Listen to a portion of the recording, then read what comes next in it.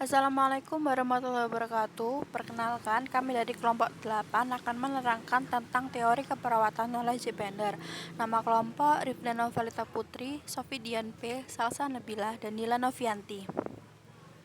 Biografi knowledge gender. Knowledge gender berkomitmen pertama kali pada profesi keperawatan ketika berusia 7 tahun.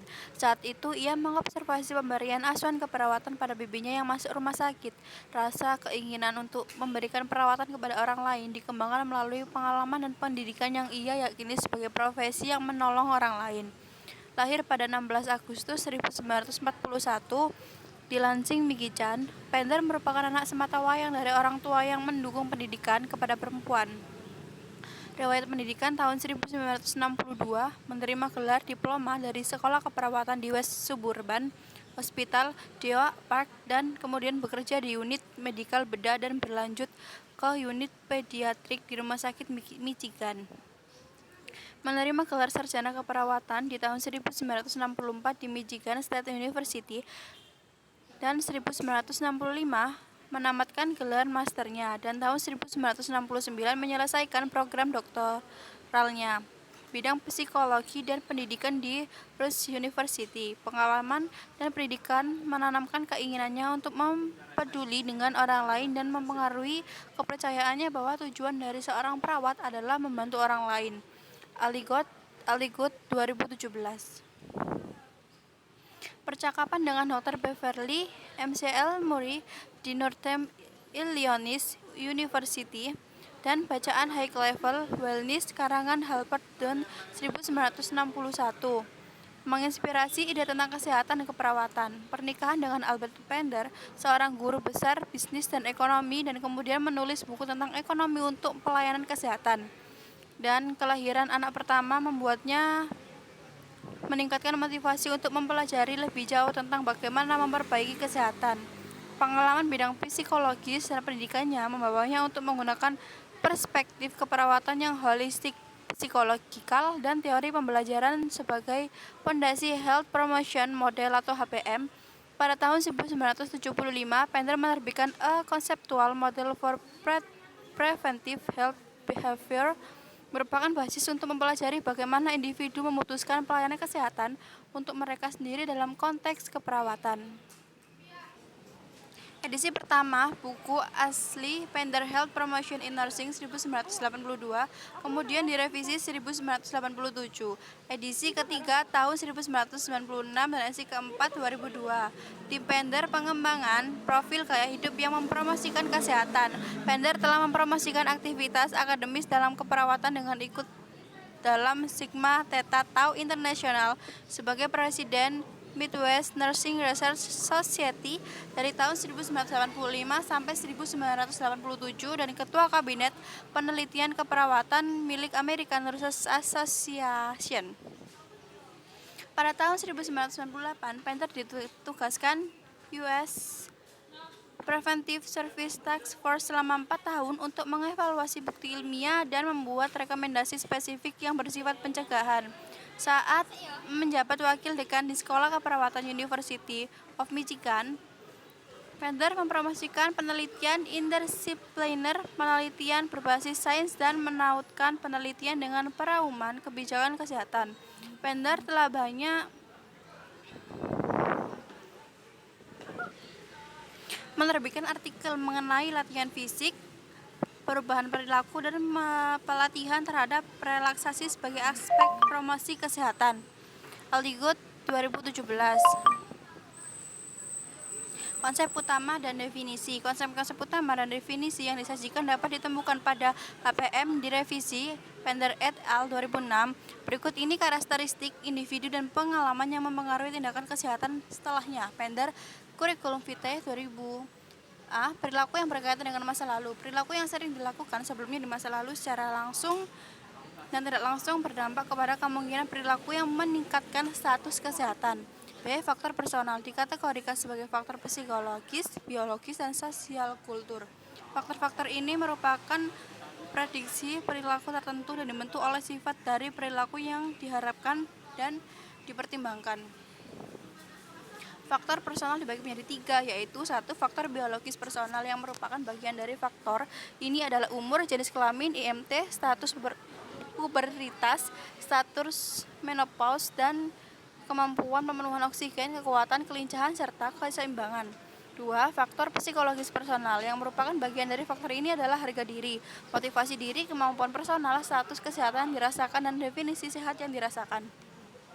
3. Faktor sosialkultural personal yang merupakan bagian dari ini adalah ras, etik, budaya, pendidikan, dan status ekonomi. Perilaku kognitif spesifik dan efeknya dianggap sebagai motivasi utama. Yang signifikan variabel ini dapat dimotivasi melalui intervensi keperawatan. C. Keuntungan yang dirasa atau suatu tindakan. Manfaat tindakan yang dirasakan merupakan tujuan antisipasi positif yang dihasilkan dari berperilaku hidup sehat. D. Kalangan yang dirasa untuk melakukan tindakan. Tantangan atau hambatan yang dirasakan diantisipasi, digambarkan atau diblok, dan mengusahakan melakukan perilaku tertentu. E. Keyakinan diri yang dipersepsikan. Kemampuan diri yang dirasakan oleh penilaian kapasitas pribadi untuk mengorganisasikan dan melaksanakan perilaku promosi kesehatan. Kemampuan diri yang dirasakan memengaruhi hambatan atau tindakan yang dirasakan, sehingga semakin tinggi kemampuan diri dirasakan, semakin rendah pula hambatan-hambatan yang dirasakan dalam berperilaku. F. Efek yang berkaitan dengan aktivitas. An activity atau relate efek perasaan positif dan negatif secara subjektif yang terjadi sebelumnya atau selama aktivitas dan perilaku berikutnya berdasarkan sifat stimulus perilaku diri. Efek dari aktivitas memengaruhi kemampuan diri yang artinya semakin positif. B. Pengaruh interpersonal. Pengaruh ini adalah perilaku berdasarkan kognitif, kepercayaan, dan sikap. Pengaruh-pengaruh interpersonal yang termasuk norma atau harapan dari orang-orang penting, dukungan sosial atau bantuan, dan dukungan emosional. Dukungan sosial atau bantuan dan dukungan emosional, dan contoh atau model pembelajaran melalui mengobservasi orang lain dengan perilaku khusus. Sumber-sumber utama perilaku interpersonal adalah keluarga, teman sebaya, dan penyedia pelayanan kesehatan. H. Pengaruh situasional. Pengaruh situasional merupakan persepsi pribadi dan kognitif dalam suasana tertentu yang bisa memfasilitasi atau menghalangi perilaku. Persepsi yang pada pilihan-pilihan yang tersedia yang mencakup karakteristik dari kebutuhan dan bentuk lingkungan yang membuat berperilaku untuk meningkatkan kesehatan. Pengaruh situasional bisa memberikan pengaruh secara langsung maupun tidak langsung dalam berperilaku sehat. I. Komitmen terhadap rencana kerja. Komitmen ini menjelaskan konsep keinginan dan mengidentifikasi strategi yang terencana yang mengarahkan untuk mengimplementasikan perilaku hidup sehat. J. Tuntutan dan tuntutan bersaing yang segera. Tuntutan-tuntutan kebutuhan adalah alternatif berperilaku jika individu tidak memiliki kontrol yang kuat karena kemungkinan lingkungan seperti pekerjaan atau tanggung jawab dengan keluarga. Sesuatu yang disukai adalah alternatif berperilaku yang mana individu relatif memiliki kontrol yang tinggi, seperti pilihan es krim atau apel untuk dimakan. K. Perilaku yang mempromosikan kesehatan. Perilaku hidup sehat poin terakhir atau hasil dari tindakan secara langsung mempertahankan tujuan kesehatan yang positif seperti kesehatan atau kesejahteraan yang optimal, pemenuhan kebutuhan yang personal, dan hidup yang produktif. Contohnya adalah diet sehat, latihan dan olahraga secara teratur, adalah diet sehat, latihan, memanajemen stres, memperoleh istirahat yang cukup, pertumbuhan yang spiritual, dan membangun hubungan yang positif. Gagasan dan definisi promosi kesehatan Pender. Latar belakang Pender dalam keperawatan, perkembangan manusia, psikologi eksperimental, dan pendidikan keperawatan yang holistik, psikologi sosial, dan teori pembelajaran sebagai fondasi untuk HPM. HPM mengintegrasi beberapa gagasan. Teori yang menjadi pusat HPM adalah teori pembelajaran sosial milik Albert Bandura 1997 yang mengemukakan pentingnya proses-proses kognitif dalam perubahan perilaku. Teori pembelajaran sosial sekarang dinamai teori kognitif sosial, mencakup kepercayaan pada diri seperti yang berikut. Ini atribusi diri dan keyakinan diri. Keyakinan diri atau self-efficacy merupakan satu gagasan pusat HPM, Pender 1996, Pender Murdoch, dan Passion 2002. Model nilai ekspektasi atas motivasi yang manusia yang dijelaskan oleh Feder 1982 menjelaskan bahwa perilaku itu bersifat rasional dan ekonomis dan juga penting bagi pengembangan model ini.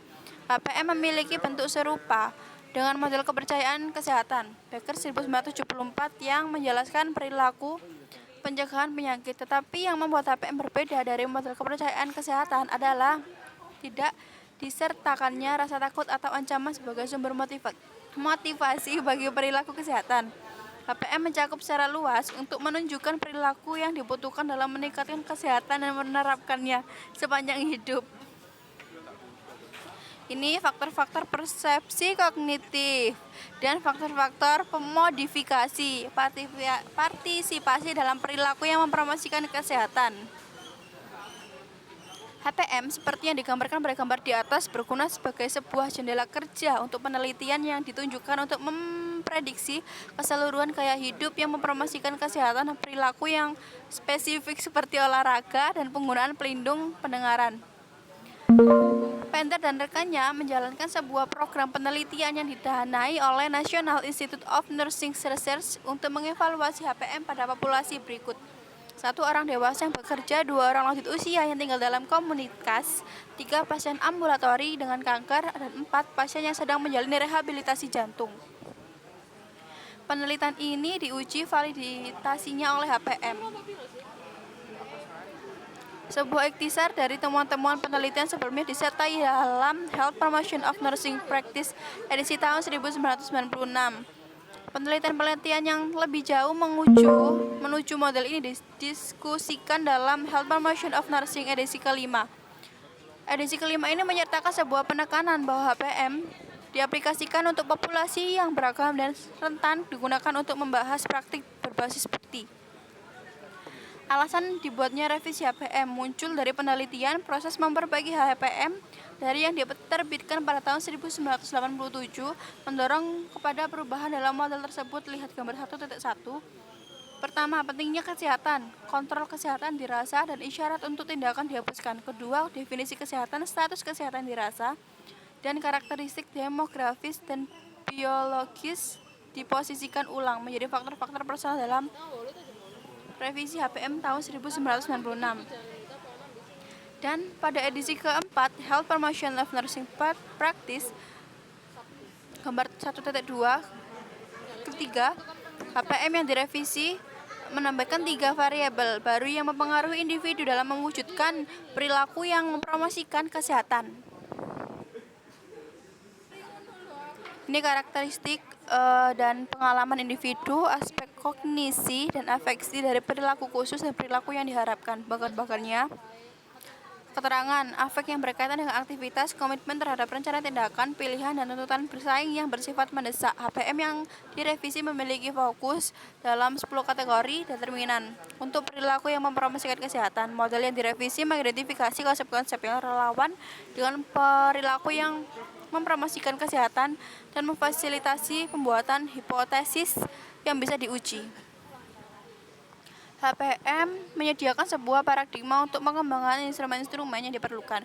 Profil gaya hidup yang mempromosikan kesehatan dan skala kerugian keuntungan olahraga atau exercise benefit Baris Scale atau EBSS adalah 2 contohnya. Instrumen-instrumen ini berfungsi untuk menguji model yang ada dan mendukung perkembangan model lebih jauhnya. Tujuannya adalah instrumen profil gaya hidup yang mempromosikan kesehatan atau Health Promotion Lifestyle Profile HPLP adalah untuk mengukur gaya hidup yang mempromosikan kesehatan. Profil gaya hidup yang mempromosikan kesehatan atau Health Promotion Life Profile 2 HPLP 2 merupakan revisi dari instrumen sebelumnya untuk penelitian. Instrumen dengan gaya Likert yang dimiliki 5 buah pokok dengan 4 poin. Memiliki 6 skala turunan, tanggung jawab kesehatan, aktivitas fisik, nutrisi, hubungan interpersonal, pertumbuhan spiritual, dan manajemen stres. Di setiap skala turunan bisa menunjukkan rata-rata atau rata-rata total yang mencirikan gaya hidup yang mempromosikan kesehatan. Instrumen tersebut menyediakan penelitian untuk gaya hidup yang mempromosikan kesehatan untuk individu-individu dan digunakan secara klinis oleh perawat-perawat oleh sokongan dan pendidikan pasien. HPM mengidentifikasi faktor-faktor kognitif dan persepsi sebagai determinan utama bagi perilaku yang mempromosikan kesehatan. EBWS mengukur faktor kognitif dan persepsi dari keuntungan dan halangan yang dirasa untuk berolahraga. Instrumen bergaya Likert yang memiliki 43 pokok dan 4 poin berisi sebuah skala keuntungan dengan 29 pokok dan sebuah skala kehalangan dengan 14 pokok yang dapat dinilai secara dipisah atau bersama-sama. Semakin tinggi nilai keseluruhan pada instrumen 43 pokok, maka semakin tinggi persepsi individual tersebut keuntungan olahraga dalam hubungannya dengan halangan untuk berolahraga. BSS berguna secara klinis untuk mengevaluasi persepsi tentang olahraga dalam mengatur perilaku kesehatan mereka dengan cara memodifikasi lingkungan sekitar.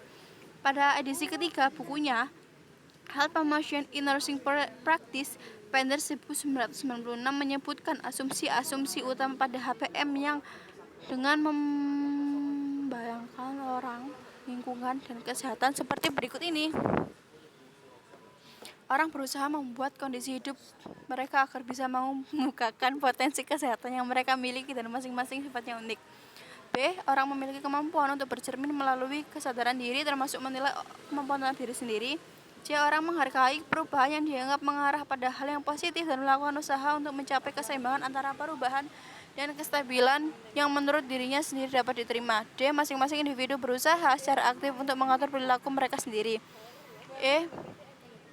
Masing-masing individu dengan skala kerumitan biop psikososialnya berinteraksi dengan lingkungan sekitar secara progresif memberikan perubahan pada lingkungan dan juga diajak berubah seiring waktu. F. Para pekerja kesehatan berperan dalam lingkungan interpersonal yang memberikan pengaruh pada orang-orang sepanjang masa hidup mereka. G. Penataan ulang yang dimulai dari sendiri pada pola-pola interaksi antara manusia dengan lingkungan adalah hal yang esensial bagi perubahan berlaku. Asumsi utama Pender 1996 menyatakan asumsi utama HPM adalah manusia, lingkungan, dan kesehatan, yaitu sebagai berikut. Manusia mencoba menciptakan kondisi kehidupannya melalui apa yang bisa mereka nyatakan dalam kesehatan mereka yang potensial.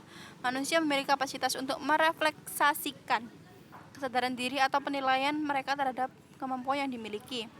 Pertumbuhan nilai manusia diperlihatkan sebagai bentuk positif dan usaha untuk mencapai keseimbangan personal yang dapat diterima antara perubahan dan stabilitas.